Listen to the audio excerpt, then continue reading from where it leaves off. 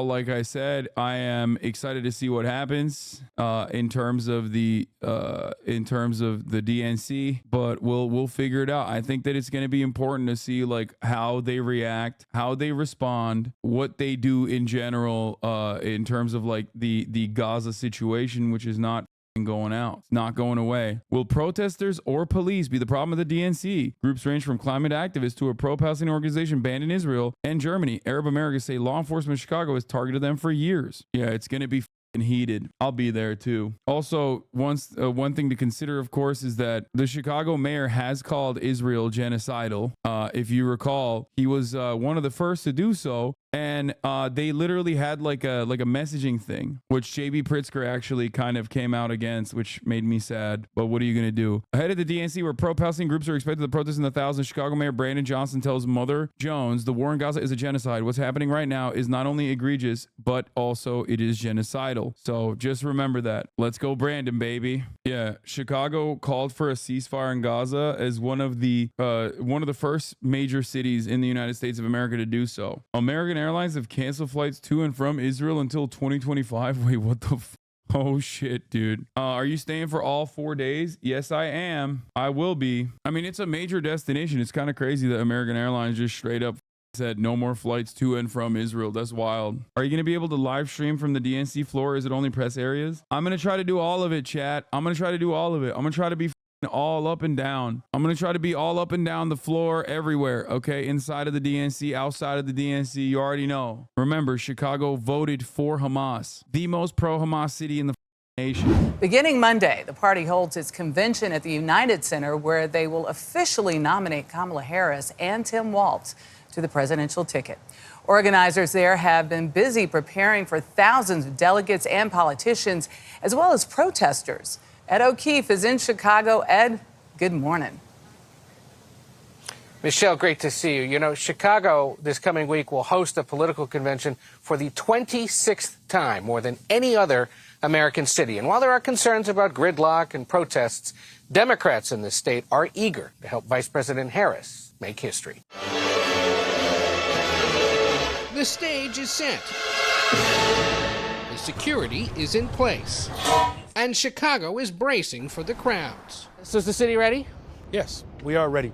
Mayor Brandon Johnson says he hopes his city can strike a balance. And so we're going to protect those individuals whose voices are being heard to make sure that they're safe. But we're also going to make sure that we have a vibrant, energetic, exciting convention that's going to launch again a history. This is the only reason why I don't know what will happen with the Palestinian protest, because like the mayor is pretty pro-Palestine. Maker into the White House. Will you be a part of the protest, or will you just be sucking off Obezi like Obama? Nah, dude. My plan is if I see protesters, I'm gonna be like, I'm talking, sweetie. I guess it seems like you want Trump to win. Yeah, I guess it seems like you want Trump to win, sweetie pie. Chat, is he for real? Oh, Jesus Christ, dude. Chatters are so broken. In a lot of instances, obviously it's like hard to pick up on my sarcasm, but like there are certain things that I have done leading up to this very moment. Like I didn't just appear on your screen devoid of context. You know what I mean? Like I didn't just appear in front of you devoid of complete context. Like you have to at least know a little bit about my background.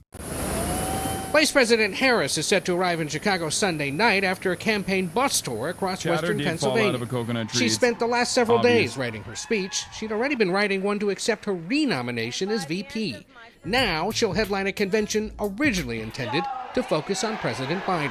Joe Biden is really one of the great presidents. He's so handsome. He's such a handsome lad, dude. I love him. Big boy. Illinois Democratic Governor JB Pritzker agrees with polls showing Harris. JB, defend the Palestinian protesters, please. Don't hurt my soul like this. I can't. We got big boy solidarity up in this bitch, JB. Don't do it. Has re-energized their party. Kamala Harris brings a different angle on the Democratic Party and makes sure that we bring the excitement and joy to the party that I think people weren't really feeling because they felt like we had two older guys who were running against each other. It's all set to begin Monday night with a tribute to Biden and a speech by former Secretary of State Hillary Clinton.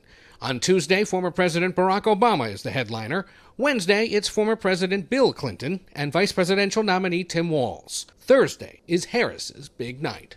Harris has been working on that speech for weeks, expected to be working on it right up until she delivers it. It is, of course, the biggest moment of her political life. As for the Republicans, they are not taking a rest while Democrats meet here in a preview of the my favorite CBS Sunday Morning with that classic like 80s filter. Goddamn, can we skip day one? Wait, why? Can they skip day one? Are you opening for Biden or Obama? I didn't see you on the schedule. I'm opening every day and I'm closing every day. They wanted me to speak every day. They were like, hey, Hasan, you are the #1 defender of the Democratic Party. You obviously very clearly have our interests in mind over anything else. You have no ideological convictions that may put you at odds at times, maybe all the time, with the Democratic Party's agenda. And therefore, we want you to always be at the forefront. Yeah.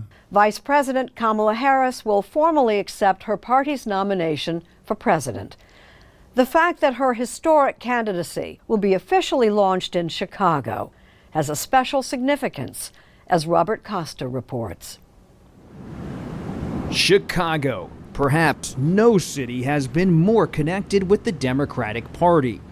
And this week, Chicago will host its 12th Democratic Convention, nominating Vice President Kamala Harris and her running mate, Governor Tim Walz. To talk about the new ticket and this old school. Just letting you know, you would have destroyed the competition at the Streamer Games. Really? I feel like there's some athletic people there. City. Well, I'm Irish, so corned beef sandwich. We naturally had lunch with a daily. What kind of case do you think she needs to make to win this November? What does she actually need to do? I think she has to lay out a vision. She has to show who she is as a person and kind of what she believes. Not so much the litany of specific positions on issues.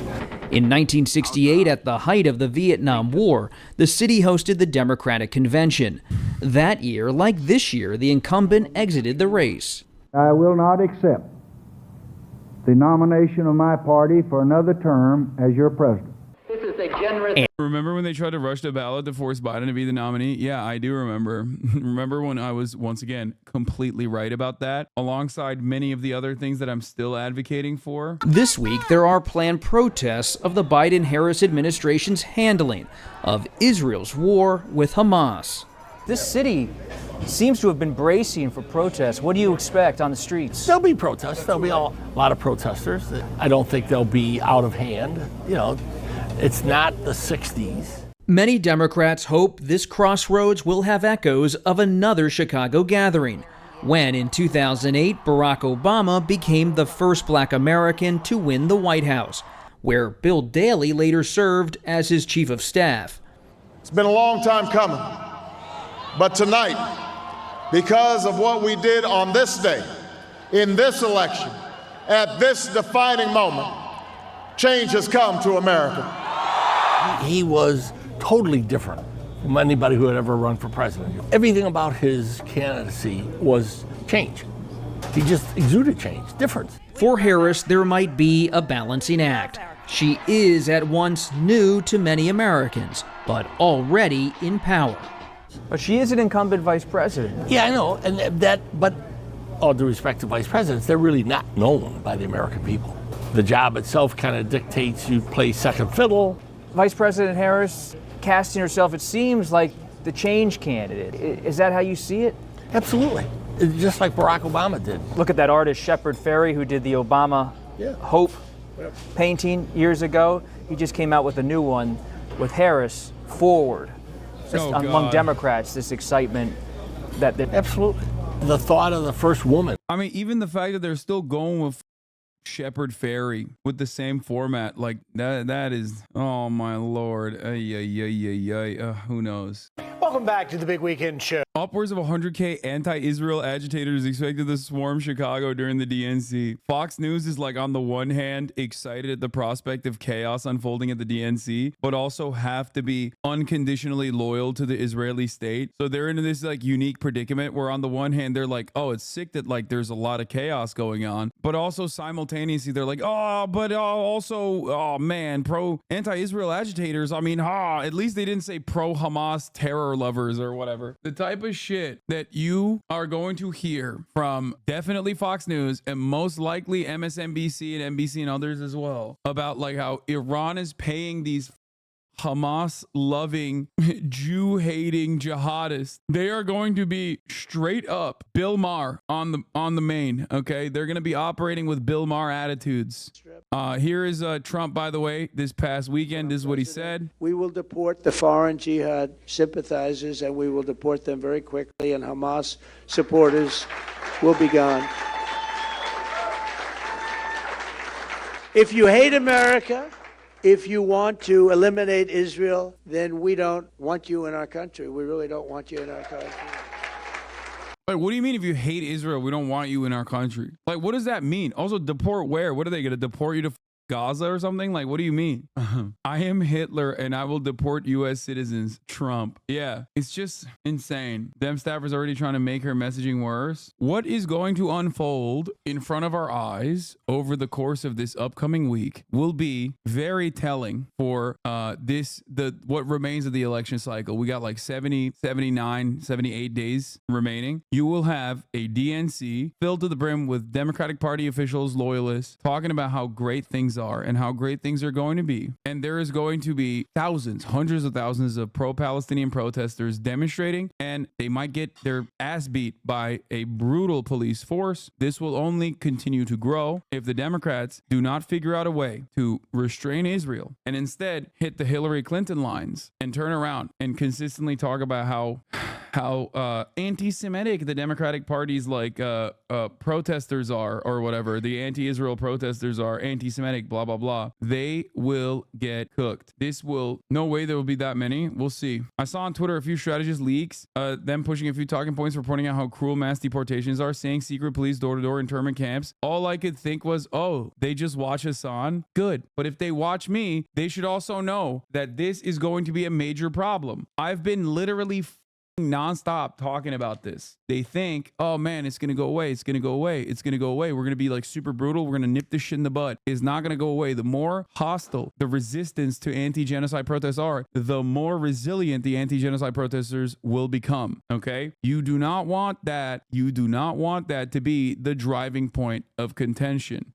I'm shocked they haven't hit on it yet. Like, why save it? Maybe bigger impact after Labor Day. I don't know. Same with Israel stuff. Why wait? How insane is it that the Zionist platform is literally just, if you don't support this foreign country of which you have no connection to wholeheartedly, you will be deported? Yeah. Are you a secret DNC operative? If I was a secret DNC operative, you would hear very different lines of communication and very different moves going forward in terms of America's foreign policy. I would literally be every day getting candidates to be like, why the fuck are we giving unlimited genocide dollars to Israel? Why don't we just use that on our own citizens? Why don't we use that to build roads? Why don't we use that to harden our infrastructure against climate change that is already gutting through all of these red states that refuse to reckon with it, that refuse to recognize it completely? Why the are we spending so much goddamn money on our military? Those guys don't want to be there either. These are like young men and women. You already say that shit. I say that shit. I'm saying the Democrats would start saying that shit. I will ban refugee settlements. Use weapons on our citizens instead. Got it. Yeah. Omera brain. I said, why do we give all of our dollars to unlimited genocide instead of our own citizens, using it on our own citizens? American brain goes, oh, you mean there's only one speed. We just have guns and nothing else. From terror-infested areas like the Gaza Strip, and we will arrest the pro-Hamas thugs who vandalize federal property and make really life very, very difficult in this country for a lot of people. There's also this situation, which is like kind of lame overall. Like, this isn't even that good. I feel like he used to post better. Are you still going to be working with Ryan Graham? Very excited for that. He's so uniquely positioned to give an advice on holding power to account. Yes. Yeah. Democratic Party's platform is like literally pure communism all the way, all the time, nonstop, ceaseless communism. Communism will not halt. Communism only going forward. You already know, baby. Protests in New York City this week is nothing compared to what is expected in Chicago for the Democrat National Convention, when upwards of 100,000 agitators are set to descend on the Windy City. Fox News correspondent Mike Tobin is live in Chicago tonight. Hey, Mike. Hey, Griff, with memories of 1968, Chicago is now holding its collective breath, hoping to Spittin' Nichols, thank you for the 5. get through this convention peacefully. The pro-Palestinian coalition to march on the DNC is expected to be the largest group that will show up protesting at the convention. Members of that group don't like President Biden. They call him Genocide Joe. They don't like Vice President Harris. They call her Killer Kamala. The group opposes U.S. funding of the Israeli Defense Forces. They got some wins in recent days. They won the right to march within sight and sound of the convention. And just yesterday, under pressure from the protest group, the city agreed they could set up a stage and loudspeakers at Union Park where their march will begin and end. In nervous anticipation, businesses in the West Loop or near the convention center have been boarding up. One business owner tells us he was looted during the George Floyd riots, then looted again. And he says the city is not communicating with him enough to make him feel confident. So the boards went up out of an abundance of caution. Our customers and our customers' employers have told them to stay home for the entire week. So we felt since they were concerned about the safety of their people, we should be concerned about our safety. Police officers are being pulled into service from all over the state of Illinois, even Milwaukee, Wisconsin. Each of the officers has to undergo 12 hours of crowd control training. The head of the police union here in Chicago tells me that this convention is going to draw manpower away from other parts of the city. The criminals are going to know that, and they're going to exploit it. Griff, back to you. So here's a question many are wondering about. Will Harris's wild policy flip-flops already being sent selfies from friends with AOC? Chicago's on fire, baby. Yeah, people have already started storming the streets of Chicago. A lot of Democrats are already there. Uncle Jank is there. I'll be there later today. You already know, baby. All right. Will you be doing content with PFT Commenter while in Chicago? Is he going to be in Chi-Town? Is he going to be in Chi-City? I will do content with anybody and everybody, okay? But probably I will end up doing content with nobody because I will be doing content for you. I only serve one master, and that is my community. To be acknowledged at the DNC convention next week. First, there's her stance on fracking. She made this promise when she ran for president in 2019. There's no question I'm in favor of banning fracking. But now, according to her campaign, she doesn't support a total ban on fracking. Then there's Kamala's vow to let illegal immigrants run free 5 years ago. I want to know, when you become president, would you be committing to close immigration detention centers? Absolutely, on day one. On day one. Fast forward to 2024, her campaign says she promises to, quote, go tough on border security. And what about her push for single-payer health care? This was in 2019. Who here would abolish their private health insurance in favor of a government-run plan? Yeah. All right.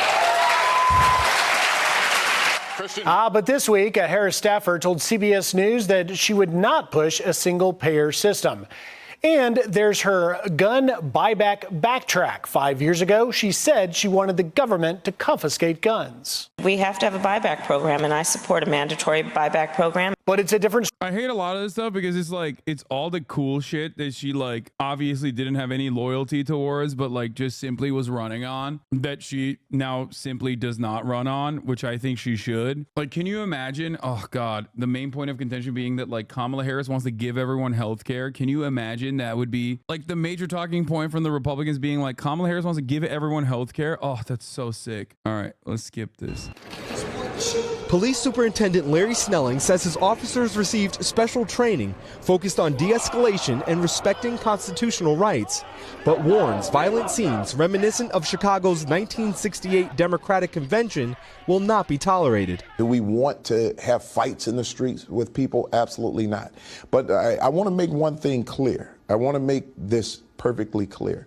We need to know the difference between right. I want to make one thing very clear. If you say mean things about our greatest ally, the most moral democracy on earth, Israel, you will lose an eye at the very least. So you better keep that shit to a minimum. I will beanbag you. I will tear gas you. I will use bear mace. I will advocate to deport you. Do not try me on this. I will tase you. Rioting and protesting. A city that says it's prepared for any situation. Shaquille Brewster, NBC News, Chicago. we will ensure as a police department that people who are protesting and exercising their First Amendment rights get the opportunity to do that. We will protect them, and we will protect the neighborhoods. So this is going to be a difficult balance. It's really going to be a story on the outside, something to watch, and we'll see what happens with the delegates on the inside, whether or not some of them join the voices that will be on the streets of Chicago. There are huge protests planned for this city. There are hundreds of officers from outside agencies that will join Chicago police in the streets. They got protective gates set up around critical buildings, business owners boarding up storefronts in the area. Gary McCarthy is the former Chicago police superintendent. He left that position in 2015, and 9 years later, he is here to see how his city does. And Gary, good morning to you. Good morning, Bill. The protest groups are coming in from all over. It seems that Giannis Joker or Luka Joker. they do have a common theme, and that is they're against this war in Gaza. As it continues. It's an amazing thing, by the way, to see at a public convention, a political convention, I should say, here in Chicago. And you have two significant wars. You can tell this guy is still a cop. Look at the way he is, bro. You can't get him out of being a cop, bro. Look at him. Could go sideways at any moment. How is the city getting ready to allow the permitting for the protesters, but also control them so they don't take things over? I really like the way you phrased that, because during the NATO summit, a woman asked me if we were going to use tear gas to control the crowd. And I said, only if you can explain to me how tear gas controls a crowd, sends a crowd in all different directions. They've been ramping up for months. The key to this is we know that there's people coming here to disrupt things. We know there's bad actors coming. There's even information that they've been funded from people overseas, like Iran and Hezbollah and Hamas. So the fact is, there are going to be confrontations. The best thing that they could do is get them out of the crowd. You don't wade completely into a crowd with horses and things like that. What you do is you extract the bad actors, get them away, and not let everybody else go the same fashion. So it's not about what you've seen in the past with horses and tear gas and nightsticks. It's about getting those folks, getting them out and moving on with the protest. I was talking to Bill earlier about how there's a lot of comparisons to 1968. Right. And to go back and read that history and to be reminded of things that I'd forgotten is interesting. But I think that there's such an interesting, different new element, and that is the technology, the ability for people to organize quickly based on a group text message that gets everybody going. How do police departments of modern day deal with that as we look back at this footage from 1968? We do the same thing. We have the technology. The other thing that we have, not just monitoring social media, open source, we can do it. I think one of the funniest parts about this is that, like, the cops were in the wrong in 68. And, like, historically speaking, the cops were, as always, on the wrong side of history. And the anti-war protesters were, as always, on the right side of history, which is always so odd because we're not in 1969. We're in 2024. And it's like you're literally pointing to a up where you were on the wrong side of history back then, only to basically reiterate that, like, we're gonna do the wrong thing again. Yeah, hindsight is 2020 is funny because yeah, exactly. Hindsight is 0-0 in this situation. Why aren't there more protesters outside of Republican events? I don't know, maybe because it's not a Republican administration, it is a Democrat administration. Democrats are currently, as it stands, entirely responsible for not doing the things that they could be doing to stop Israel's genocide. The fuck good is it gonna do to have protests outside the Republican campaigns? Like, what do you mean? I was wondering if it was zero expectations from Republicans. What do you mean? What, like, these are Democrat voters protesting a Democratic administration, saying that they will not vote for a Democrat. It's constitutionally protected. But we have camera systems throughout the city that are monitored by the police. So we could... Also, people do protest Republican shit all the time. It's just that if you're asking, like, why these guys are protesting the Democratic Party, it's because the Democratic Party currently is responsible for the ongoing genocide. That's it. See where groups are meeting. We could see where protests are going. And that's why one of the things that we did right in 2012 during the NATO summit was we had a ton of cops on bicycles. And the bicycles can get in front of the protests and be used as barriers. So that was successful. The extraction technique that we used was successful. We had a plan. We planned for it for months. We equipped. We made sure that everybody had the equipment. And it's important to realize that we didn't come out in riot gear. When I first got my first briefing on the NATO summit, they were talking about coming out in riot gear. And I said, well, do we want to riot?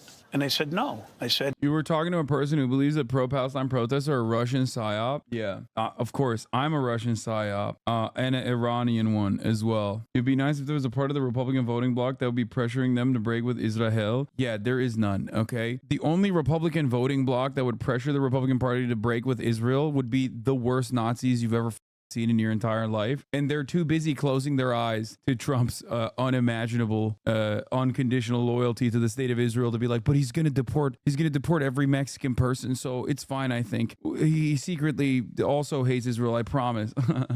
confrontation begets confrontation. So we came out in the checkerboard hats, and when it ramped up, we moved up to the next level with helmets. Then when it got a little bit crazier, that's when we came in with the riot gear. Here's the problem. Axios, one House Democrat telling Axios they are, quote, very concerned about their personal security, and that, of course, other lawmakers are as well.